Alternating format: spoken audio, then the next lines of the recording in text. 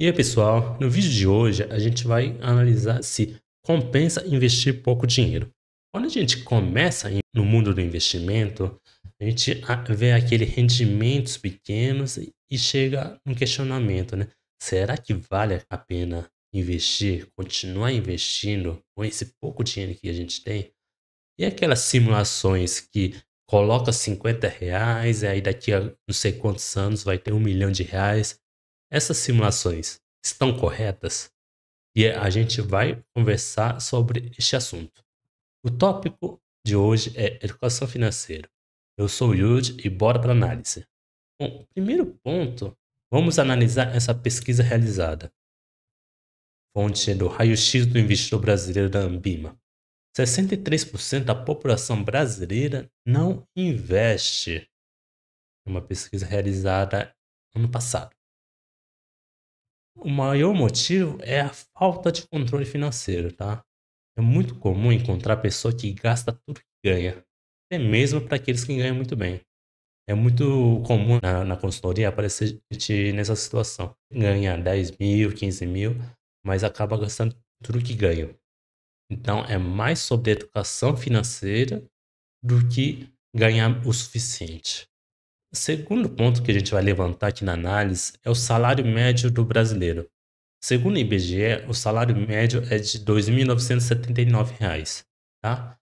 Aí, considerando esse salário médio, vamos fazer uma simulação. Se você investir 10% disso, ou seja, R$ 297, a gente consegue analisar os seguintes gráficos, tá? Lembrando que se trata de renda fixa, uma taxa de retorno considerado de 11,50% ao ano.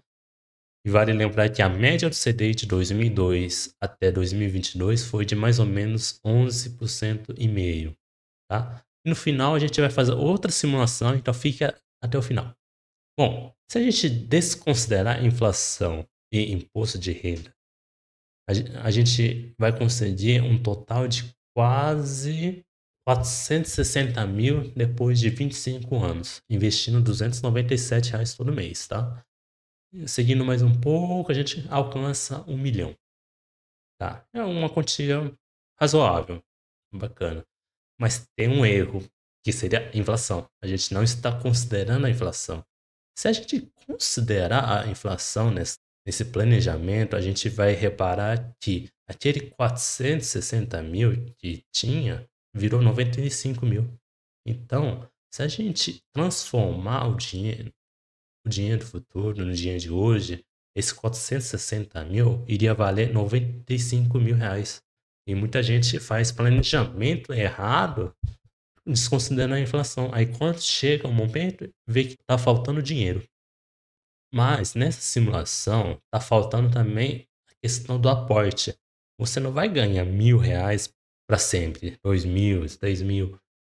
O seu salário também vai ser corrigido pela inflação. Então a gente consegue corrigir o aporte pela inflação também.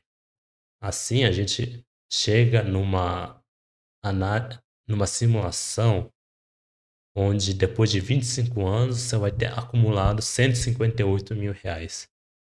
Bom, o que a gente pode analisar é que no começo o retorno é muito pequeno em valor absoluto, tá? E isso pode nos levar a um erro fatal, que é querer investir só quando estiver ganhando bem. Mesmo que você venha a ganhar mais, é bem provável que você postergue o investimento, porque na verdade a maioria das pessoas acaba gastando mais dinheiro conforme vai ganhando mais dinheiro. E no final continua sobrando pouco ou quase nada para investir. De acordo com a pesquisa lá do raio-x do investidor brasileiro, da Ambima, 21% da população afirma que a principal desvantagem de aplicar o dinheiro é o baixo retorno obtido. Nessa frase, a gente consegue reparar que o pessoal não tem muita instrução, né? Será que o pessoal entende que tipo de investimento eles estão falando? Estão falando da poupança, da renda fixa, né, da renda variável? Eles entendem do risco de investimento? Quanto maior o retorno, maior o risco. Será que eles possuem o pensamento de longo prazo? E também tem outra frase que é: Outro motivo de desagrado é o resgate do dinheiro só depois de longo período. Mais uma vez, a gente consegue reparar que não existe o pensamento de longo prazo, né? É claro que a gente quer um resultado rápido, por isso que a ideia do dividendo, uma renda mensal é agradável. Mas na prática, para você multiplicar o dinheiro da melhor forma é através de longo prazo, não ficando dependendo de rendimento de dividendo, uma renda mensal. Mas o dinheiro trabalhando para você, ou seja, juros compostos no longo prazo, vai fazer muita diferença. Por exemplo, aqui nessa imagem. Nessa imagem a gente pode ver que até o quinto ano, 80% do seu patrimônio vai vir de você, enquanto que outros 20% foi o dinheiro que fez dinheiro. Já no 15º ano, por exemplo, metade do seu patrimônio vai ter sido de juros, enquanto que você colocou outra metade, outros 50%. Aí, conforme vai passando os anos e chega aquele momento de aposentar, por exemplo, o seu patrimônio vai ter multiplicado de tal forma que 20% do dinheiro foi você que colocou e o restante foi os juros compostos, ou seja, o dinheiro trabalhando por você. Por isso a importância do pensamento de longo prazo e fazer o dinheiro trabalhar por você. Tá? Nessa simulação a gente considerou os dados anteriores. Tá? Quinto ponto, o melhor momento para começar a investir é agora. Tá? Então não se trata apenas de rentabilidade. Você aprende sobre investimento e se cometer erro vai te custar menos. Então serve de motivação para querer continuar investindo. Aí você também já vai construindo sua reserva financeira que vai te trazer maior tranquilidade financeira. E mesmo que não fique rico, o seu eu do futuro vai ter a aposentadoria mais tranquila. Lembre-se, tá? Não tem como ficar rico investindo pouco dinheiro. A gente fez aquela simulação lá. 95 ou então 150 mil. Ajuda, ajuda. Só que você não vai ficar rico. Então, invista em você para aumentar a renda. Porque quanto maior a renda, maior a capacidade de poupar. É claro, tem gente que acaba gastando mais do que deveria e não consegue poupar mais. Mas cabe a você não cometer esse tipo de erro. Agora, como eu tinha comentado anteriormente, vamos fazer outra simulação considerando renda variável, tá? Para longo prazo.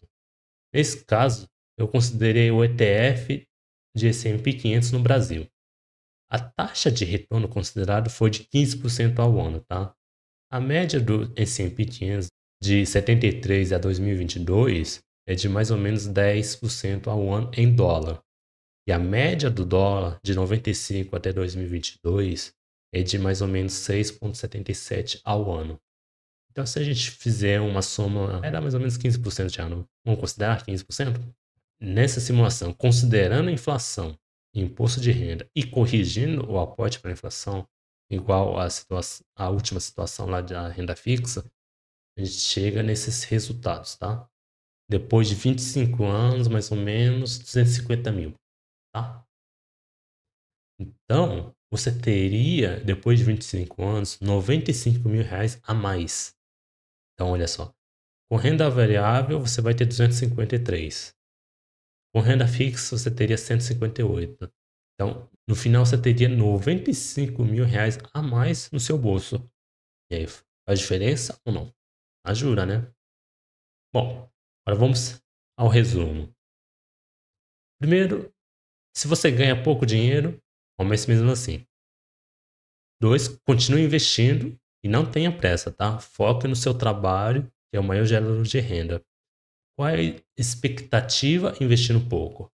Você não vai ficar rico, tá? Mas você vai ter uma tranquilidade e segurança financeira maior. Invista em você para aumentar a renda. É interessante considerar investir em renda variável através de ETF, tá? É claro, respeitando o seu perfil de investidor e conhecimento. É isso, pessoal. Até mais.